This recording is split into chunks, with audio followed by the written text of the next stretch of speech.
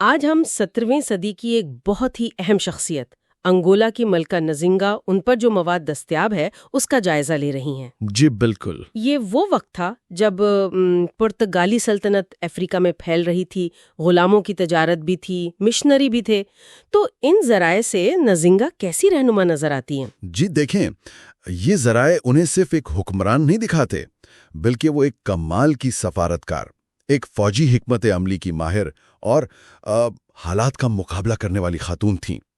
ان کا دور تقریباً 1583 سے 1663 تک کا ہے۔ تو ہمارا مقصد یہی سمجھنا ہے کہ انہوں نے یہ سب کیسے کیا، اتنے چیلنجز کے ساتھ۔ ٹھیک، تو آئیے ذرا ان کی زندگی کے اہم پہلوؤں کو دیکھتے ہیں، شروع سے بات کرتے ہیں۔ ان کی ابتدائی زندگی نے انہیں کیسے تیار کیا اس کردار کے لیے؟ کچھ خاص بات؟ جی، ایک اہم بات جو ذرائع بتاتے ہیں وہ یہ کہ انہیں شاہی خاندان میں وہ تربیت ملی جو اس زمانے میں خواتین کے لیے عام نہیں تھی۔ سفارتکاری، فوجی حکمت عملی، یہ سب۔ اچھا۔ ہاں، بلکہ ان کا نام بھی نزنگا، جس کا مطلب مروڑنا ہے، وہ پیدائش کے وقت ناف کی نال کے گلے میں لپٹنے کی وجہ سے تھا۔ اسے بھی آپ کہہ لیں عظمت اور مشکلات دونوں کی نشانی سمجھا جاتا تھا۔ ہاں، یہ تو کافی دلچسپ بات ہے۔ اچھا، ان کی سفارتی زندگی کا آغاز وہ پرتگالی گورنر والا واقعہ بہت مشہور ہے نا؟ جی بالکل، وہ 1622 کا واقعہ ہے۔ کمال کا مظاہرہ تھا ان کی ذہانت کا۔ ذرائع بتاتے ہیں کہ جب گورنر نے انہیں برابر کی کرسی نہیں دی جی، تو انہوں نے فوراً اپنی ایک خادمہ کو اشارہ کیا، وہ جھکی اور نزنگا اس پر بیٹھ گئی، بالکل گورنر کے برابر۔ ارے واہ! ہاں، یہ صرف کوئی ڈرامہ نہیں تھا، یہ تو برابری کا ایک کھلا دعویٰ تھا۔ صاف ظاہر تھا کہ وہ طاقت کے کھیل کو سمجھتی تھیں شروع سے ہی۔ واقعی کمال کی ذہانت۔ تو کیا یہ ملاقات کامیاب رہی؟ کوئی معاہدہ ہوا؟ وقتی طور پر تو ہوا، ایک امن معاہدہ سائن کیا اور انہوں نے حکمت عملی کے تحت عیسائیت بھی قبول کی۔ نام رکھا آنا ڈی سوزا۔ اچھا۔ لیکن پرتگالی اپنے وعدوں پر قائم نہیں رہے، جلد ہی معاہدہ توڑ دیا۔ پھر ان کے بھائی جو حکمران تھے ان کی موت ہو گئی مشکوک حالات میں، کچھ کہتے ہیں خودکشی تھی۔ جی، تو 1624 میں زنگانا نے تخت کا دعویٰ کیا، لیکن پرتگالیوں نے مخالفت کی، انہیں جلاوطن ہونا پڑا۔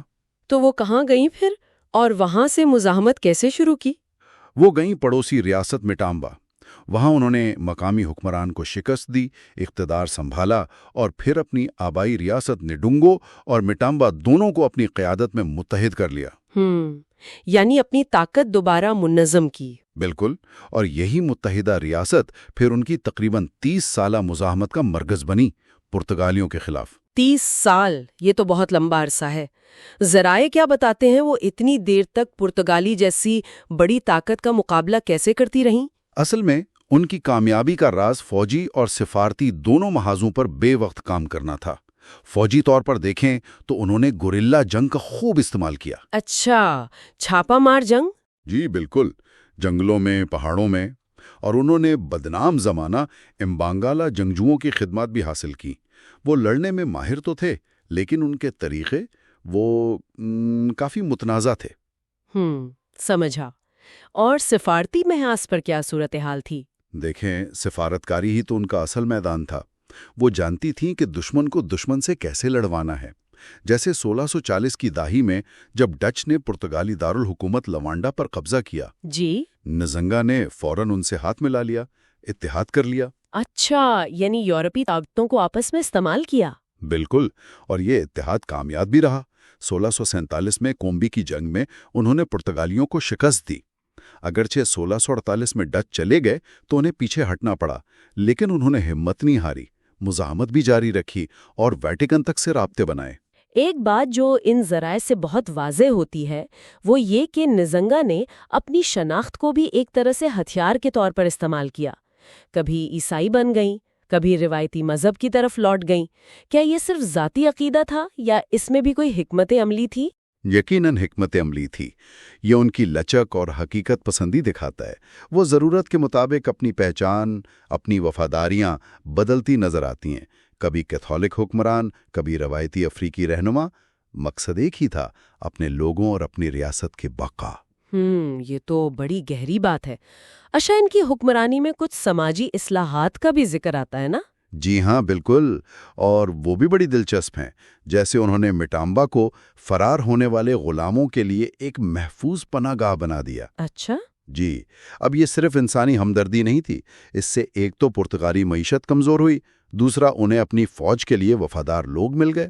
صحیح، یعنی دوہرا فائدہ۔ بالکل، اسی طرح خواتین کو اہم عہدوں پر لگانا، گورنر، فوجی کمانڈر، یہ بھی صرف خواتین کو بااختیار بنانا نہیں تھا، بلکہ اپنی طاقت کو مضبوط کرنے کا ایک طریقہ بھی تھا۔ اتنی بھرپور اور اتنی جدوجہد والی زندگی گزاری انہوں نے، ان کا انجام کیا ہوا؟ حیرانی کی بات ہے کہ اتنی جنگوں کے بعد ان کا انجام پرامن ہوا۔ 1657 میں تقریباً 74 سال کی عمر میں انہوں نے پرتگال کے ساتھ ایک امن معاہدہ کیا۔